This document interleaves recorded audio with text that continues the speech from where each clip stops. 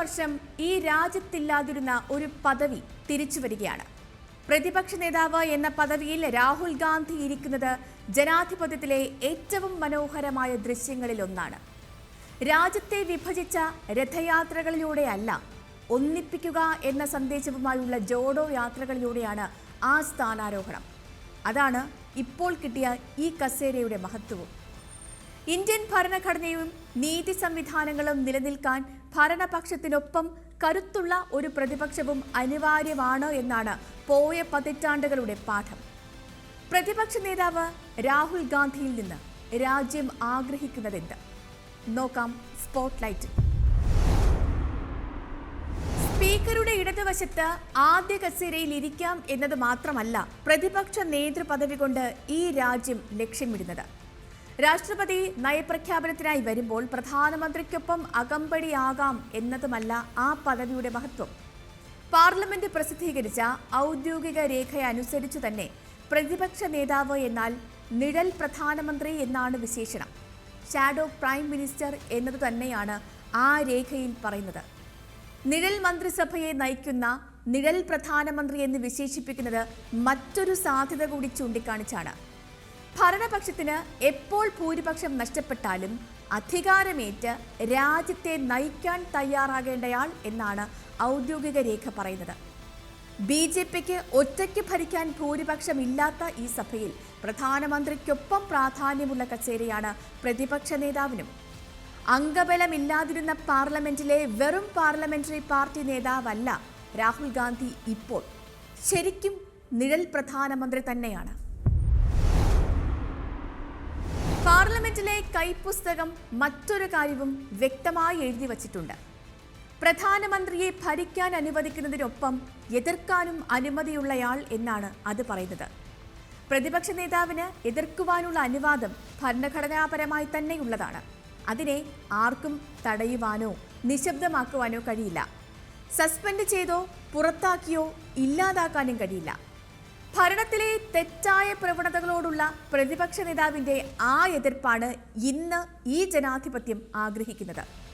സർക്കാരിന് കോടതികളിലല്ല വിമർശനവും തിരിച്ചടിയും ഉണ്ടാകേണ്ടത്, അത് പാർലമെന്റിൽ തന്നെയാണ്.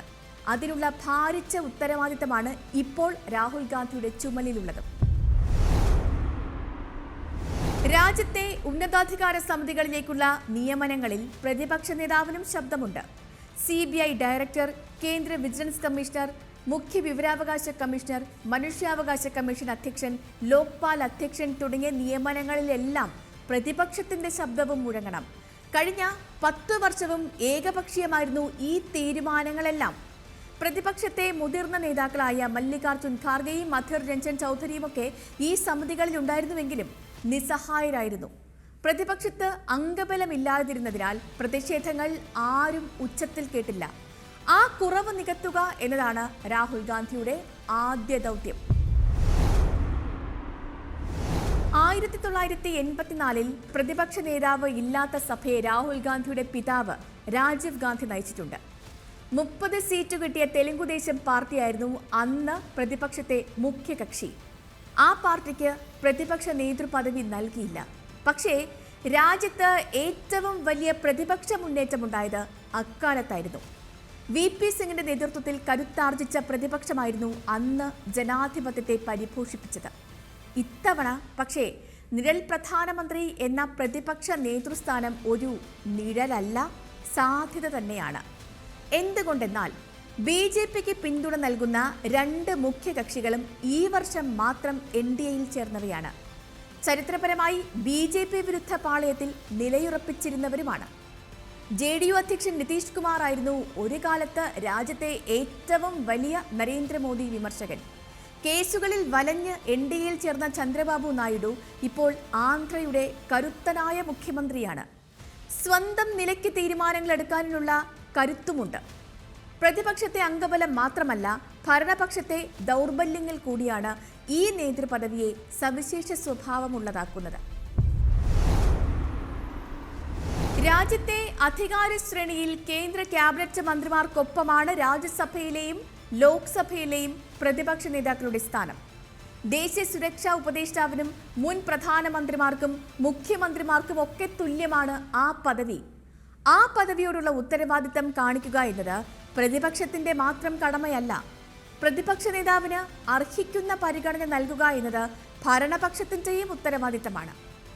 2024 തിരഞ്ഞെടുപ്പിന്റെ ഏറ്റവും വലിയ നേട്ടം ഈ രാജ്യത്തിന് ഒരു പ്രതിപക്ഷ നേതാവിനെ ലഭിച്ചു എന്നതാണ്. ഭരണഘടന ഉയർത്തിപ്പിടിച്ചുള്ള ആ സ്ഥാനാരോഹണം തന്നെയാണ് ടീഷർട്ടിൽ നിന്നും കുർത്തയിലേക്കുള്ള മാറ്റത്തേക്കാൾ മഹത്തരം. സ്പോട്ട്ലൈറ്റ് സമാപിക്കുന്നു. നാളെ മറ്റൊരു വിഷയവുമായി ഇതേ സമയം.